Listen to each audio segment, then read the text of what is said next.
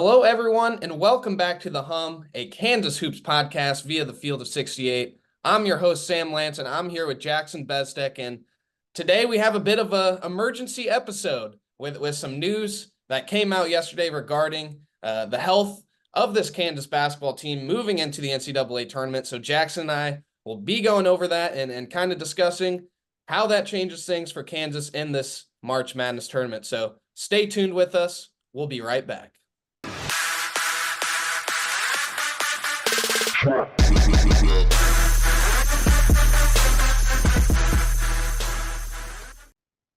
Well, Jackson, I was sitting at my job yesterday, at my door job, at the old Replay Lounge, and I look at my phone, and I see a tweet that Kevin McCullar is out for the NCAA tournament, and I think my heart might have stopped for a second whenever I saw this news.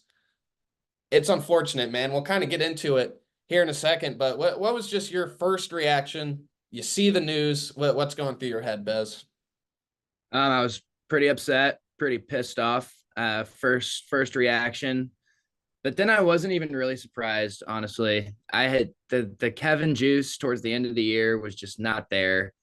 Every time Bill talked about him, it was different, and that's never a good sign. And even with what Bill said yesterday, I don't think Bill was that surprised. I think he just seems kind of annoyed at this whole situation, like me as well. But yeah, it's annoying because obviously now Kansas's best offensive player will not be with them the entire tournament.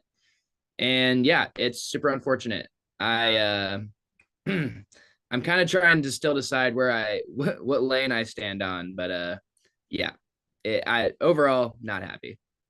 Yeah, the full self quote, basically what he said is his knee is too bad for him to be able to contribute. So Kevin will not play. We're shutting him down for the tournament. If we're fortunate enough to win 2 games, we'll have done it without him. He also said he hasn't practiced in 6 weeks, basically. He tried to play and said he couldn't go.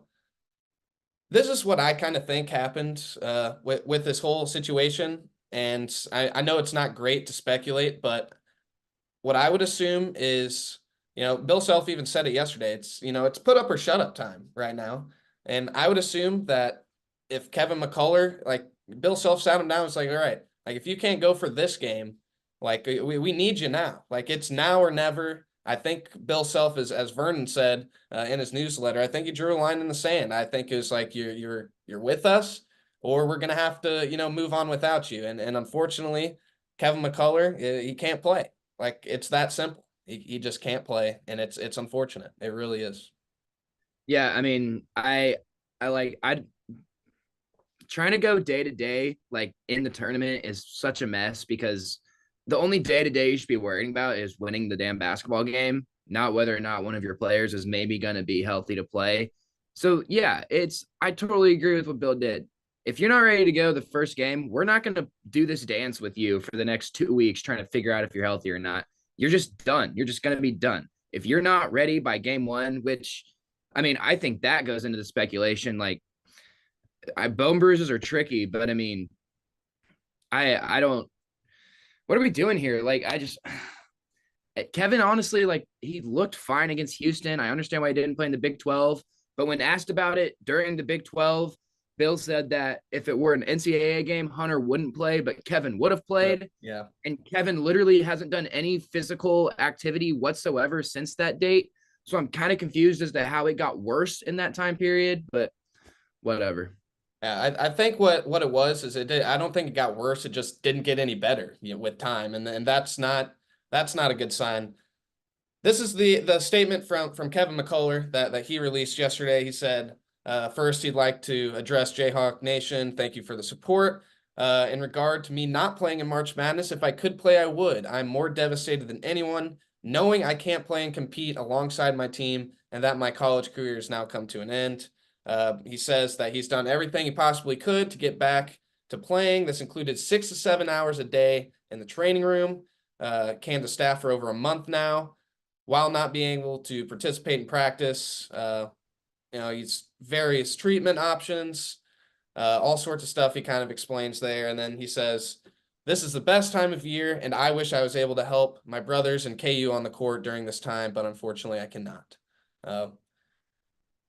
I'll say this. I've seen a lot of stuff on Twitter about how Kevin McCullar is soft, how Kevin McCullar, is quitting on his team. If Kevin McCullar could play, I guarantee you that he is going out there and playing. I guarantee you that Kevin McCullar really doesn't give a rat's ass about his he would rather get drafted in the second round, I think, and rather than the lottery and compete with his team, this tournament. Like Kevin McCullar's not a quitter. Like I'll just say that. I've seen a lot of stuff on Twitter about that. If he could play, he would be playing. Kevin McCullar is one of the toughest dudes there is. I don't get it. All these people saying stuff like that. I don't. I agree with the fact that he's not soft and that he's not a quitter. He can play. This is like, this is so frustrating because if it didn't get any better from last week to now, fine. But why are you telling us last week that you would have played him if that was an NCAA tournament game? Clearly, at that point, it was healthy enough for you to say that if this was an NCAA tournament game, he would be playing. It is now a week later. It can't get worse in that time. So it's only been the same. NCAA tournament time, it's the same. Kevin is completely shut down.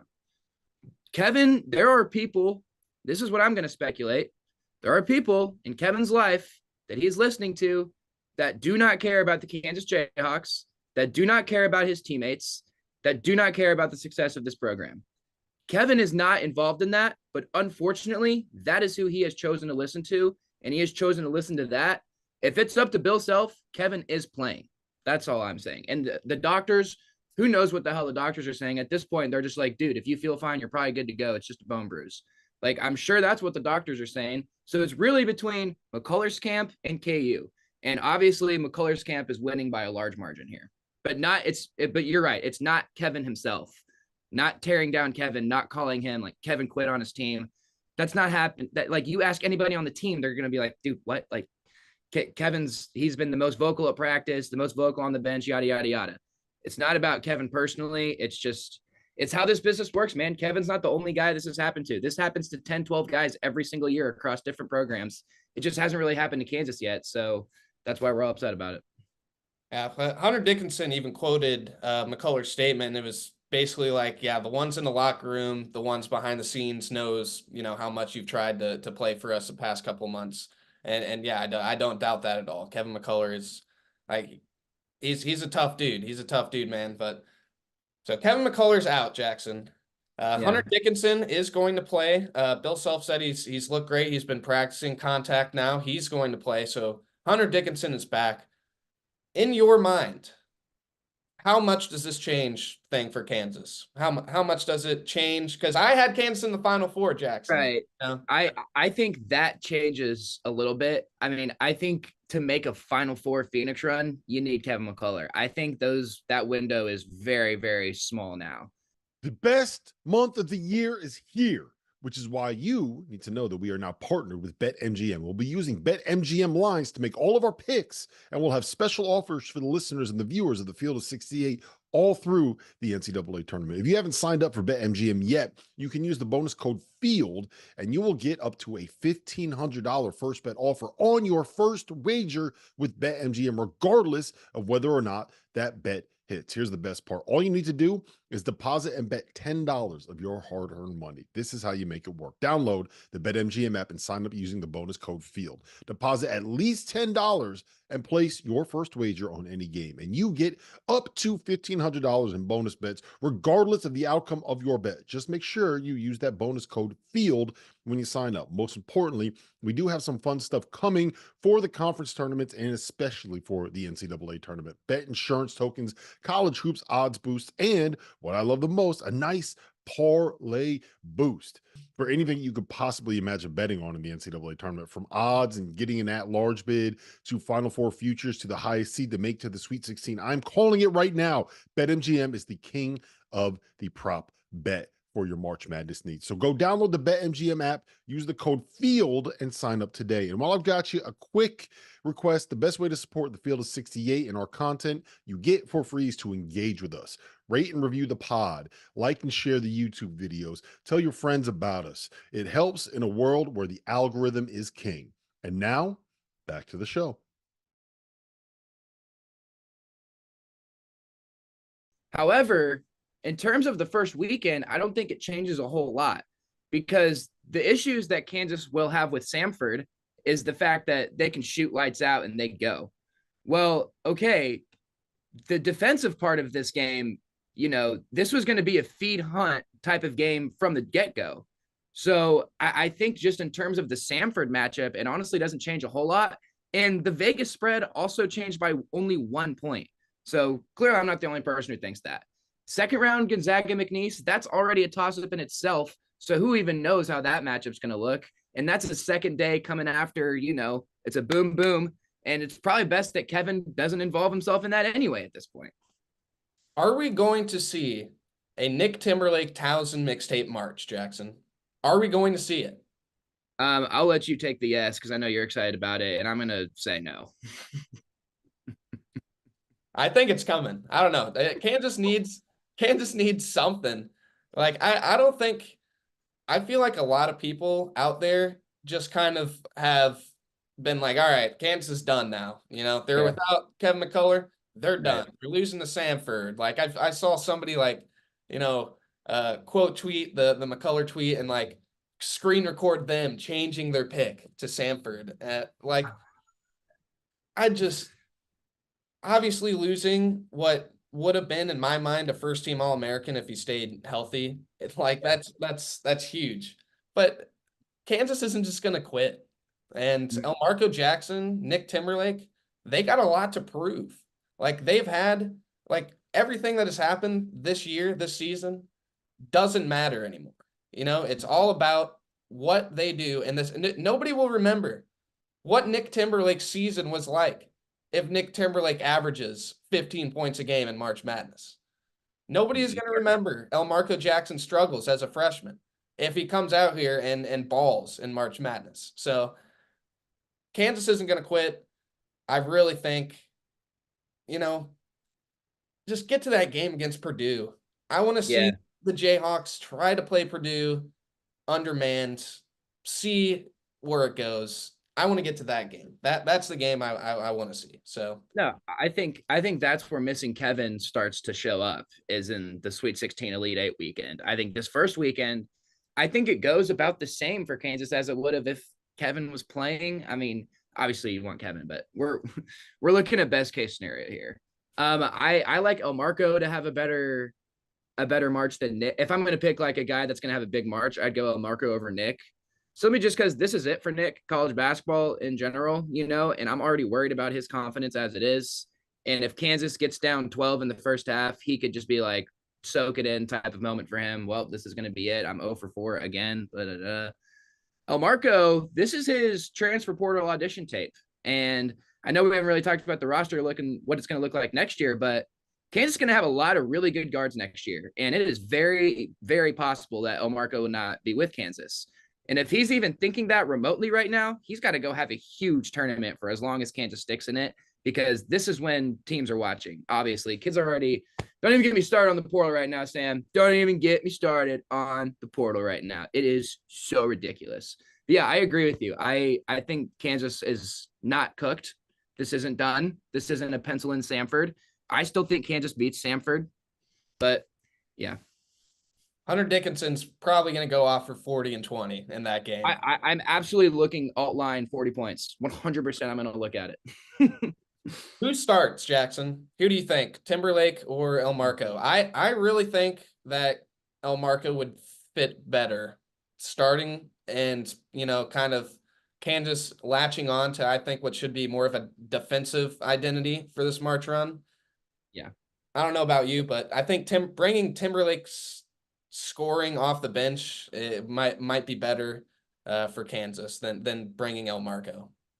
I agree, especially when you take in the fact that Samford's guard heavy and 3-point shooting heavy, and Elmarko's probably a better on-ball defender than Timberlake right now. It's Probably. matchup-wise. I'd hope so. Matchup-wise, El Marco is I would go El Marco personally. And yeah, maybe Nick come off the bench, hits his first three. Who knows what happens at that point? Like, hey man, you gotta hit that first one. That's all it takes. He really is the most need to see one go through. Like we've talked about this. It is every time he makes a shot, it looks like 1,000 tons have just been lifted out. He's like, yes, yes. That's how he always acts. I'm like, he is so stressed out, bro. Relax. So Jackson, make your pick right now on where you think Kansas goes. I'm going to say that Kansas now, in my mind, loses to Purdue. That is going to be my pick. I think Kansas will fall to Purdue in the Sweet 16, get past this first weekend, and I think Kansas is going to play a 13 and a 12 to do so. But get past this first weekend, I think it's a loss to Purdue in the Sweet 16. Yeah, what's funny is I went in to look at my bracket, the one I actually care about. And I was like, all right, I mean, let's see how this affects my bracket. Let's see.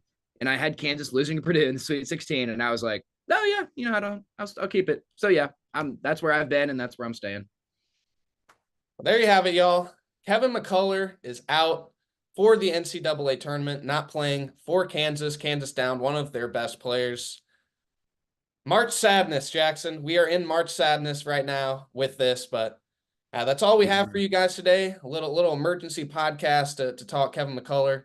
Thank you for watching, and we will be back hopefully discussing a win against Samford that game is on Thursday, so Friday morning we'll hit you guys up. So